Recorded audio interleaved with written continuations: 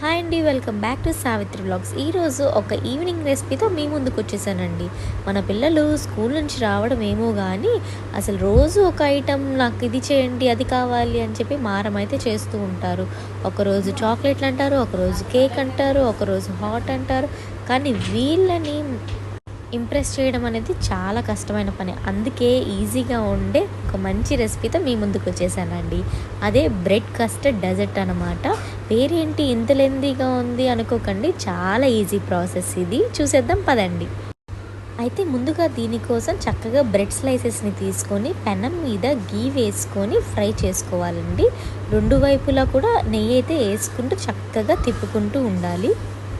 Next ఇవి fry చేసుకున్నాక ఒక ప్లేట్లోకి తీసుకొని పక్కన పెట్టేసుకోవాలండి. ఇప్పుడు ఒక చిన్న బౌల్ తీసుకొని దాంట్లోకి ఒక చిన్న గ్లాస్ పాలు వేసి 3 స్పూన్స్ ఆఫ్ కస్టర్డ్ పౌడర్ని అయితే యాడ్ చేసుకొని బాగా మిక్స్ చేసుకోవాలండి. తరువాత స్టవ్ మీద బౌల్ పెట్టుకొని చక్కగా ఒక గ్లాస్ పాలను అయితే వేసుకొని 2 పొంగులు రానిచ్చేదాకా పెట్టుకోవాలండి. ఇప్పుడు మనం ఆల్రెడీ కలిపి పెట్టుకున్న కస్టర్డ్ మిల్క్ని వేసుకొని బాగా మిక్స్ చేసుకోవాలండి. ఇప్పుడు 1/4 కప్ పంచదారని వేసుకొని కలుపుకుంటూ ఉండాలి. కలుపుకుంటూనే మనకి ఇష్టమైన బాదం అండ్ జీడిపప్పుని చక్కగా స్లైసెస్ చేసుకొని దాన్ని యాడ్ చేసుకోండి. వీడియోలో చూపించిన కన్సిస్టెన్సీ అయితే మెయింటైన్ చేసుకోండి. తర్వాత స్టవ్ ఆఫ్ చేసుకొని స్లైసెస్ మీద అయితే చక్కగా వేసుకోండి. వేసుకున్నాక మీకు ఇష్టమైన డ్రై ఫ్రూట్స్ లైక్ జీడిపప్పు, బాదం చక్కగా పలుకులుగా పైన వేసుకొని ఉంచుకోండి. మీకు ఇష్టమైన డ్రై ఫ్రూట్స్ వేసుకున్నాక ఫ్రిడ్జ్లో ఒక 1 అవర్ పెట్టి ఫ్రీజ్ చేయండి.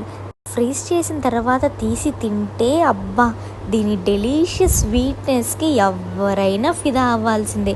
మన పిల్లలు కానీ, హస్బెండ్ కానీ, ఫ్యామిలీ మెంబర్స్ కానీ అబ్బా ఎంత బాగా చేసావు, నీ రెసిపీ ఏంటో మాకు కూడా షేర్ చేయి అని అనేస్తారు. అందుకే నేను మీతో షేర్ చేసుకుంటున్నాను. సో మీకు ఇష్టమైన వాళ్ళకు కూడా తప్పకుండా ఫీడ్ చేసి వాళ్ళు ఇచ్చిన మంచి మంచి కామెంట్స్ని అండ్ కాంప్లిమెంట్స్ని నాతో షేర్ చేసుకోండి. Until then, please watch Savitri Vlogs. Thanks for watching and keep supporting.